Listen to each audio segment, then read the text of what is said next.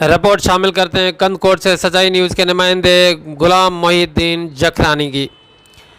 ناظرین، کند کوٹ اناج منڈی کے تاجروں کی ہٹ دھرمی جاری، دھان کے فصل تیار، کسان پریشان، بیوپاریوں کی جانب سے 5000 فی من مقرر کرنے کے بجائے 2800 فی من خریداری جاری، جس کے باعث کسان مقروض۔ ایک زرعی ملک میں کسانوں کے ساتھ ہونے والی ناانصافیوں کا ازالہ کون کرے گا؟ محکمہ خوراک اور ضلع انتظامیہ بے بس۔ کند کوٹ ایشیا کی سب سے بڑی اناج منڈی ہے، جہاں روزانہ کی بنیاد پر اربوں خربوں کی خرید و فروخت ہوتی ہے۔